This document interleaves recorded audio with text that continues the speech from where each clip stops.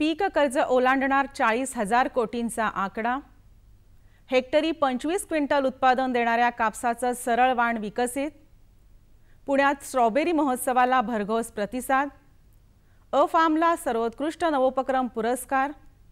आणि खानदेशात गारपिटीमुळे पिकांचं नुकसान। नमस्कार आणि आता सविस्तर वृत्त। नाबार्डनं गेल्या वर्षाच्या तुलनेत 2014-15 या वर्षासाठीच्या कृषी पतपुरवठ्यात सर्वसाधारणपणे 15% वाढ केली आहे।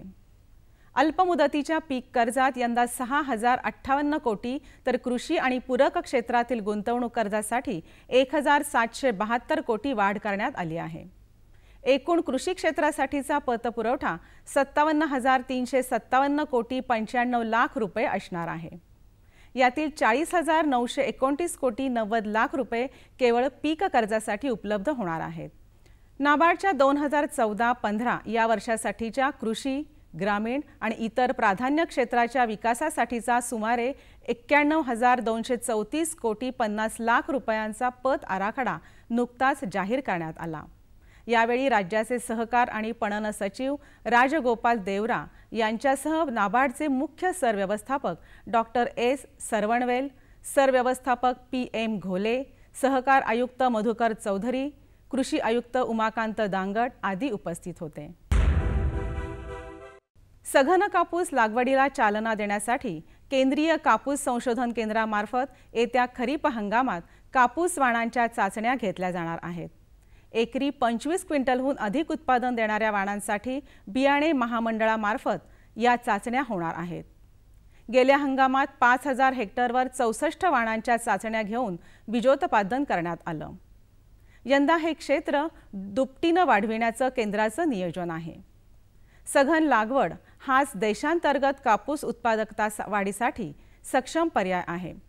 यासाठी हेक्टरी 25 क्विंटलपेक्षा अधिक उत्पादन असलेले सरळ वाण लवकरच प्रसारित करण्यात येणार आहेत। यावर्षी देशभरात सुमारे 10,000 एकरांवर चाचणी घेण्यात येणार असल्याची माहिती राष्ट्रीय कापूस संशोधन केंद्राचे संचालक डॉक्टर केशव क्रांती यांनी दिली। स्ट्रॉबेरी ग्रोअर्स असोसिएशन तर्फे पुण्यात भरवण्यात आलेल्या स्ट्रॉबेरी महोत्सवाला यंदाही मोठा प्रतिसाद मिळाला। महोत्सवाचं हे 5वं वर्ष होतं। राज्याच्या अनेक भागातल्या स्ट्रॉबेरी उत्पादकांनी या महोत्सवात सहभाग घेतला। पुण्यातील 15 शाळांमधील विशेष मुलांच्या हस्ते या महोत्सवाचं उद्घाटन झालं। आणि या फळाविषयी एक आवड निर्माण व्हावी आणि खाणारी माणसं हे अधिक मोठ्या प्रमाणात उपलब्ध व्हावी आणि शेतकऱ्याला निश्चितपणानं डायरेक्ट त्याच्या विक्रीचा मोबदला त्याला मिळावा आणि मार्केटमध्ये या फळाचं महत्त्व अधिक कसं वाढेल या ह्यानी तो प्रयत्न आमचा याच्यामध्ये आहे। पुण्याच्या action for agriculture renewal in Maharashtra AFARM या संस्थेला विदर्भातील कोरडवाहू अल्पभूधारक शेतकऱ्यांच्या उपजीविका सक्षमीकरणासाठी केलेल्या अभिनव कार्याबद्दल राज्य सरकारमार्फत ग्रामीण उपजीविका क्षेत्रातील सर्वोत्कृष्ट नवोपक्रम पुरस्कार देण्यात आला। केंद्रीय ग्रामविकास मंत्री जयराम रमेश यांच्या हस्ते हे पुरस्कार वितरण झालं। अफार्मचे कार्यकारी संचालक सुभाष तांबोळी यांनी हा पुरस्कार स्वीकारला। 5 लाख रुपये, सन्मानचिन्ह व सन्मानपत्र असं या पुरस्काराचं स्वरूप आहे।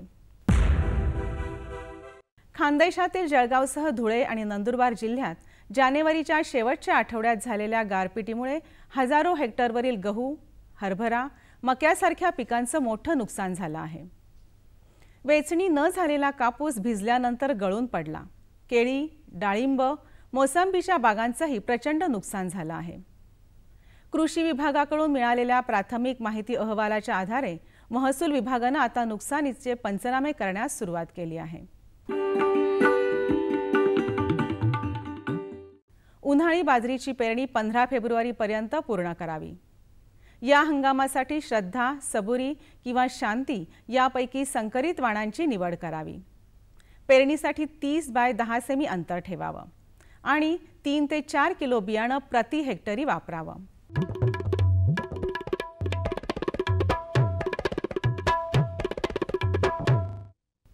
आता बघूया सोलापूर कृषी उत्पन्न बाजार समितीचे काही बाजारभाव प्रति क्विंटलमध्ये। भेंडी कमाल रुपये 3000, किमान रुपये 500, गाजर कमाल रुपये 750, किमान रुपये 200, घेवडा कमाल रुपये 1200, किमान रुपये 400, काकडी कमाल रुपये 1600, किमान रुपये 300, कांदा कमाल रुपये 1300, किमान रुपये 200, कारली कमाल रुपये 2700, किमान रुपये 400, टोमॅटो कमाल रुपये 400, किमान रुपये 100, वांगी कमाल रुपये 800, किमान रुपये 100 आणि हिरवी मिरची कमाल रुपये 1600 आणि किमान रुपये 500. कृषी बाजारभाव विषयक अधिक माहितीसाठी www.agmarknet.nic.in किंवा www.msamb.com ह्या संकेतस्थळाला भेट द्या.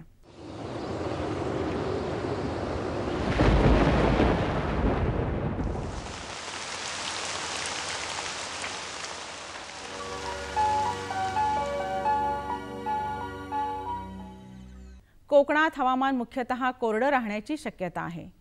मध्य महाराष्ट्र, मराठवाडा आणि विदर्भात हवामान कोरडं राहण्याची शक्यता आहे. आता पाहूया राज्यातील काही प्रमुख शहरांचं तापमान अंश सेल्सिअसमध्ये. मुंबई कमाल तापमान 34 अंश सेल्सिअस, किमान तापमान 20 अंश सेल्सिअस. पुणे कमाल तापमान 31 अंश सेल्सिअस, किमान तापमान 17 अंश सेल्सिअस. नागपूर कमाल तापमान 31 अंश सेल्सिअस, किमान तापमान 15 अंश सेल्सिअस. नाशिक कमाल तापमान 31 अंश सेल्सिअस, किमान तापमान 15 अंश सेल्सिअस. औरंगाबाद कमाल तापमान 30 अंश सेल्सिअस, किमान तापमान 16 अंश सेल्सिअस. कोल्हापूर कमाल तापमान 30 अंश सेल्सिअस, किमान तापमान 17 अंश सेल्सिअस. सांगली कमाल तापमान 30 अंश सेल्सिअस, किमान तापमान 18 अंश सेल्सिअस. सातारा कमाल तापमान 32 अंश सेल्सिअस, किमान तापमान 17 अंश सेल्सिअस आणि सोलापूर कमाल तापमान 30 अंश सेल्सिअस आणि किमान तापमान 19 अंश सेल्सिअस राहण्याची शक्यता आहे. हवामान विषयक अधिक माहितीसाठी भारतीय हवामान विभागाच्या www.imd.gov.in ह्या संकेतस्थळाला भेट द्या. या होत्या आजच्या कृषी वार्ता. पुन्हा भेटूया पुढील कृषी वार्तामध्ये. तोपर्यंत नमस्कार.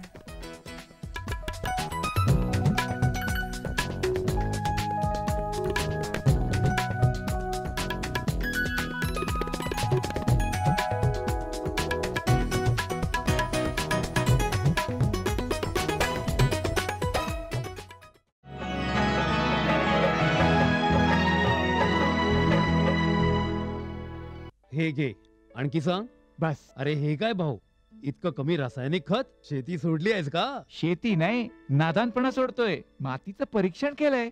आता तर भाऊ जितकं आवश्यक आहे तितकंच खत शेतात टाकू. हा, शेतकऱ्यांनो, आजच आपल्या जिल्ह्याजवळच्या भूमी परीक्षण प्रयोगशाळेत मातीचं परीक्षण अवश्य करवा आणि मातीची पोषक तत्व, आर्द्रता व रोपांचा विकास बघता केवळ आवश्यकतेनुसारच पोषक तत्व घाला. आणि हो, मातीतलं गंधक, जस्त, बोरॉन सारख्या पोषक तत्वांविषयीही जाणून घ्या. खत आणि जैविक खताच्या योग्य उपयोगानं भूमीचा सकसपणा टिकवून ठेवा, उत्पादकता वाढवा, खर्च कमी करा आणि बहुमोल परकी चलन वाचवण्यातही सहकार्य करा.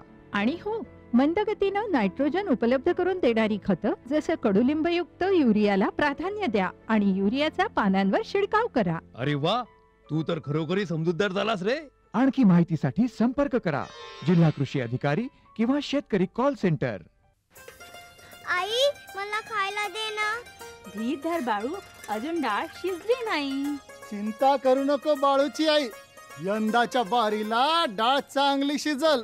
म्हणजे व NFSM द्वारे डाळीचं उत्पादन वाढवण्याची पद्धत करण्यासाठी 1000 भागांची निवड करण्यात आली आणि त्यामध्ये आपल्या भागाचा बी समावेश आहे. त्यांना आमचा काय फायदा हो? आपल्या 5 एकर शेतासाठी लागणारं खत आणि कीटनाशक याशिवाय मिनी किट बी भेटल. पर इतक्या डाळीचं करायचं काय? सरकारनं कडधान्याचं आधारभूत मूल्य खूप वाढवलं आहे आणि त्याच्या खरेदीची पुरी व्यवस्था केली आहे. त्यानं मिळकत बी वाढल. आमचा बाळू एक चांगल्या शाळेत जाऊन शेतीशास्त्रज्ञ बनल.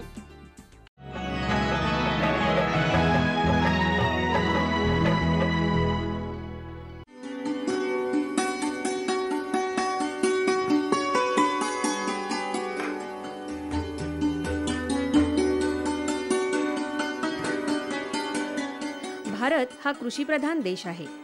देशातील 65% जनता शेतीवर अवलंबून आहे.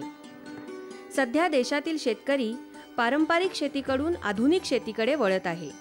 त्यामुळे शेतकऱ्याला जास्तीत जास्त पैशांची गरज भासत आहे. ही गरज भागवण्यासाठी अनेक बँका पुढे येत आहेत.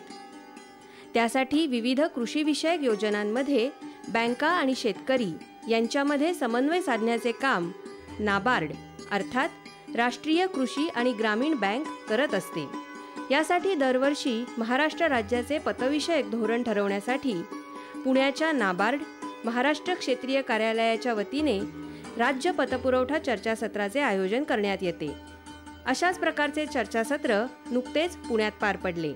या चर्चासत्राला प्रमुख पाहुणे म्हणून महाराष्ट्र शासनाच्या सहकार आणि पणन विभागाचे सचिव राजगोपाल देवरा, सहकार आयुक्त मधुकर चौधरी, कृषी आयुक्त उमाकांत दांगट, नाबार्डचे मुख्य सरव्यवस्थापक डॉक्टर एस शरवणवेल, RBIचे सरव्यवस्थापक PK दास, बँक ऑफ महाराष्ट्रचे LM देशमुख, ॲग्रिकल्चर बँकिंग कॉलेजचे MR मोहंती, तसेच नाबार्ड राज्य सरकार, भारतीय रिझर्व्ह बँक, व्यापारी बँका, क्षेत्रीय ग्रामीण बँका, सहकारी बँका यांच्या वरिष्ठ अधिकाऱ्यांबरोबरच गैरसरकारी संस्थांचे प्रतिनिधी या चर्चासत्रामध्ये सहभागी झाले होते.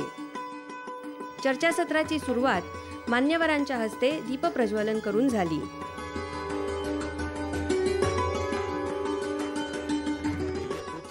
सुरुवातीला नाबार्डच्या महाराष्ट्र क्षेत्रीय कार्यालयाचे मुख्य सरव्यवस्थापक डॉक्टर एस शरवणवेल यांनी आपल्या प्रास्ताविकात नाबार्ड, रिझर्व्ह बँक, भारत सरकार आणि राज्य सरकारने शेती आणि ग्रामीण विकास क्षेत्रात घेतलेल्या पुढाकाराचा आढावा घेतला.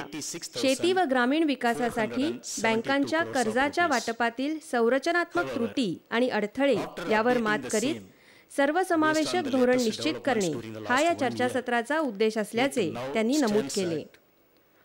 महाराष्ट्राला विकासात अग्रेसर राहायचं असेल तर संबंधित क्षेत्रांना अबाधित कर्जपुरवठा व्हायला हवा हे त्यांनी आवर्जून सांगितले. सर्व जिल्ह्यांच्या क्षमताधारित नियोजन आराखड्यांनुसार प्राथमिकता क्षेत्रासाठी रुपये 91,235 कोटी कर्जवाटप अपेक्षित असून त्यात कृषी क्षेत्रासाठी रुपये 57,358 कोटी, ग्रामीण कृषीयेतर क्षेत्रासाठी रुपये 11,774 कोटी आणि अन्य प्राथमिकता क्षेत्रासाठी रुपये 22,103 कोटींचा समावेश असल्याचे त्यांनी नमूद केले. शेवटी नाबार्डच्या मुख्य सरव्यवस्थापकांनी राज्याच्या आर्थिक विकासासाठी सर्वांनीच सर्वंकष प्रयत्न करावे असे आवाहन केले. The credit requirement estimated is 11,774 crores. And other priority sector, it is 22,103 crores. So the total amount of our credit plan for the next year is 91,235 crores. If the correct amount is 91,234 crores and 50 lakhs. त्यानंतर नाबार्डने तयार केलेल्या state focus पेपरचे प्रकाशन राजगोपाल देवरा यांच्या हस्ते करण्यात आले. नाबार्डच्या महाराष्ट्र क्षेत्रीय कार्यालयाचे डॉक्टर PM घोले यांनी ग्रामीण विभागाच्या सर्वांगीण विकासासाठी आवश्यक असणाऱ्या संरचनेवर भर देत विस्तृत असे पॉवर पॉइंट प्रेझेंटेशन सादर केले.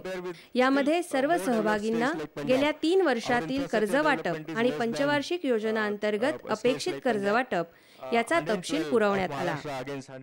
चर्चासत्रामध्ये 2012-13 ते 2016-17 ह्या 12व्या पंचवार्षिक योजनेत बँकांच्या भविष्यकालीन पतविषयक धोरणांची, विशेषतः 2014-15 मधील पतविषयक बाबींची तपशीलवार चर्चा करण्यात आली. तसेच विविध कृषीविषयक योजना राबवताना राज्य सरकार आणि बँकांना येत असलेल्या अडचणींची सविस्तर चर्चा या चर्चासत्रात करण्यात आली.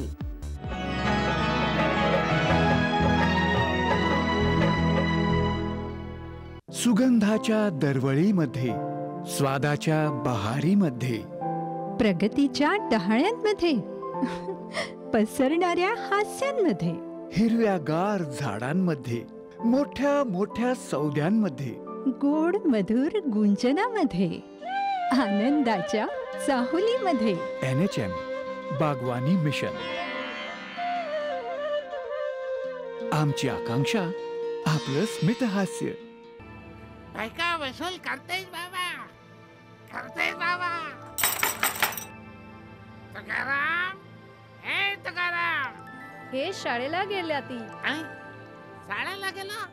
अरे बा नाही सांगायचं तर पटेलाशे बॉल बाडे.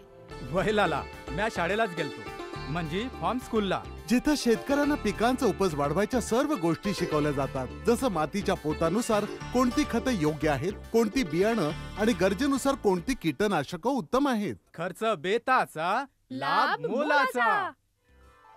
हे धर लाला, तुझं कर्ज फिटलंय.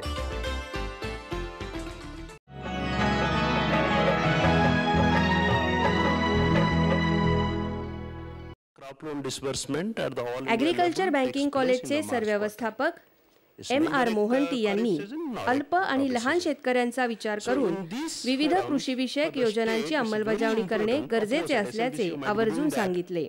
It is important to flag up these issues that not only the quantity of the credit flow but the timely flow of credit is very important. Otherwise the credit does not go to the field. Bank of महाराष्ट्राचे उपसरव्यवस्थापक LM Deshmukh यांनी जास्तीत जास्त शेतकऱ्यांपर्यंत पीक कर्ज पोहोचले पाहिजे, तसेच व्यापारी बँकांपेक्षा सहकारी बँका पीक कर्ज देण्यामध्ये आघाडीवर असल्याचे सांगितले. And I request all these bankers to use this BC model for enhancing our microcredit, more particularly in the rural area, so that it will increase our microcredit also, and it will help us the sustainability of this BC model also. Other things I had already taken about my investment credit also. Then I had talked about scheduled area also. Recovery in NPA, just Government of India has come up with, Government of Maharashtra has already come up with the Recovery Act. That means we are working with that. And I request all of you, best new financial year for which the PLP has been prepared. To request NABARD to भारतीय reserve बँकेचे सरव्यवस्थापक PK Das म्हणाले की स्वयंसहाय्यता बचत गटांना जास्तीत जास्त कर्ज पुरवठा केला पाहिजे. The focus on self-help group financing, that is microfinancing, and also the role of cooperative sector in financial inclusion, they can also take into account in a much more proactive manner, so that these two issues, there has been some performance gaps so far the other sectors of the economy in the state is concerned, that can be properly gapped. Production. कृषी आयुक्त उमाकांत दांगट यांनी राज्यातील 55% लोकसंख्या शेतीवर अवलंबून असली तरी त्यापैकी केवळ 10% लोक प्रत्यक्ष शेतीमध्ये काम करीत आहेत याकडे लक्ष वेधले. देशाच्या अर्थव्यवस्थेमध्ये शेतीचा वाटा उंचावत असून फलोत्पादनाचे सध्याचे 35% प्रमाण भविष्यामध्ये 50% जाईल असेही ते म्हणाले. आमची ॲग्रिकल्चरकडे बघण्याची दृष्टी बदलण्याची गरज आहे. And we always say that declining, it is not declining. In fact, it is increasing. Share of agriculture in Indian economy is increasing now. And that is the only hope for the country. This service sector or your manufacturing sector, they have their own limitations. So everything is dependent on agriculture.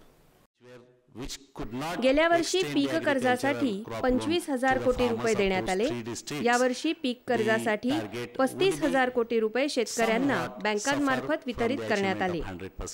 जास्तीत जास्त शेतकऱ्यांना पीक कर्ज देण्याचा आमचा प्रयत्न असल्याचे सहकार आयुक्त मधुकर चौधरी यांनी आवर्जून सांगितले. Now, even if the quantum of the agriculture crop loan has gone from 8,000 to 25,000 crore within a span of 5 years, but the concern is the coverage of farmers, which is still around 45 lakhs to 48 lakhs farmers. सहकार आणि पणन विभागाचे सचिव राजगोपाल देवरा यांनी ग्रामीण अर्थव्यवस्था बळकट करण्यासाठी कृषी क्षेत्रासाठी दीर्घ मुदतीच्या कर्जात वाढ केली पाहिजे, तसेच जास्तीत जास्त शेतकऱ्यांना कर्ज देण्याचा प्रयत्न करावा अशा सूचना बँकांच्या प्रतिनिधींना केल्या. राज्यात 1.25 कोटीहून अधिक शेतकरी कुटुंबे असून त्यांच्यापैकी 60% शेतकऱ्यांना कर्ज पुरवठाच होत नाही. अधिकाधिक शेतकऱ्यांना कर्ज पुरवठा करण्यासाठी प्रयत्न केले पाहिजेत असे त्यांनी नमूद केले. But it is quite an important event for agriculture sector in Maharashtra. A state focus paper which gives the direction and roadmap for agriculture in the next coming financial year. As a result of it, it is quite an essential and important event for agriculture sector. As a cooperation, as a part of the cooperation department also contributes quite heavily for agricultural credit in Maharashtra. Secretary नाबार्डचे उपसरव्यवस्थापक ललित जाधव यांनी आभार प्रदर्शन केले. Today's function was, whatever you could see today, just because of his arrival to this function, and I'm very, very thankful to him for being here. And as usual, very, very active participation and so many suggestions he has given to us. दरवर्षी नाबार्डतर्फे घेण्यात येणाऱ्या राज्य पतपुरवठा चर्चासत्राचा उद्देश नाबार्डचे सरव्यवस्थापक doctor PM घोले यांनी स्पष्ट केला. नाबार्ड दरवर्षी प्रत्येक जिल्ह्यासाठी पोटेन्शियल लिंक प्लॅन तयार करतो. ह्याच्यामध्ये कर्जासाठी कुठल्या कुठल्या बाबींना वाव आहे याचं असेसमेंट आमचे DDMs करतात आणि सर्व जिल्ह्यांचं एकत्रीकरण करून आम्ही हे राज्य फोकस पेपर तयार करतो. तर याचा मुख्य उद्देश आहे की बँकांना समजावं की कुठल्या कुठल्या ॲक्टिव्हिटीजसाठी आपल्याकडे पोटेन्शियल आहे आणि कुठल्या कुठल्या गोष्टींसाठी कर्ज देता येईल. त्याचबरोबर ज्या नवीन नवीन योजना वगैरे येतात त्यांची माहिती आम्ही देतो. आता जसं यावर्षी वेअर हाऊसिंगची जी स्कीम आहे भारत सरकारची, तर त्याच्यावर जोर आहे की भंडारण क्षमता निर्माण करण्यासाठी बँकांनी त्याला प्रोत्साहन द्यावं अशी एक अपेक्षा आहे. तर त्याच्यासाठी प्रोजेक्शन्स केले. त्याबरोबर साधारण 16% वगैरे वाढ आहे यावर्षीचा जो प्लॅन केलेला आहे बँकांसाठी त्याच्यामध्ये. तर त्यामध्ये साधारण 45% पीक कर्जासाठी प्रोव्हिजन आहे आणि मग बाकी आता जसं सांगितलं तसं गोडाऊन आहे किंवा ह्याचं मूल्यवर्धित जी साखळी असते त्याच्यासाठी कांद्यासाठी एक प्रकल्प राबवला जातो आहे. तर तसेच प्रकल्प बँकांनी राबवावेत अशी एक संकल्पना आहे. तर त्याच्याबद्दलही माहिती या सेमिनारमध्ये दिली जाईल. त्याचबरोबर कर्ज जर व्यवस्थित वापर करायचा असेल तर पायाभूत सुविधा कुठल्या लागतात तर त्याच्याबद्दलही आम्ही असेसमेंट करून ते राज्य सरकारला सांगतो की ज्याद्वारे त्यांना त्या बाबींसाठी पायाभूत सुविधा उपलब्ध करून देता येणं शक्य होतं. अशा प्रकारच्या चर्चासत्रामुळे राज्य सरकार आणि विविध बँकांना कृषीविषयक योजनांची प्रभावी अंमलबजावणी करण्यास मदत होते. त्यामुळे जास्तीत जास्त शेतकऱ्यांना कृषीविषयक पतपुरवठा उपलब्ध होऊन शेतीची अर्थव्यवस्था बळकट करण्यास मदतच होईल हे नक्की.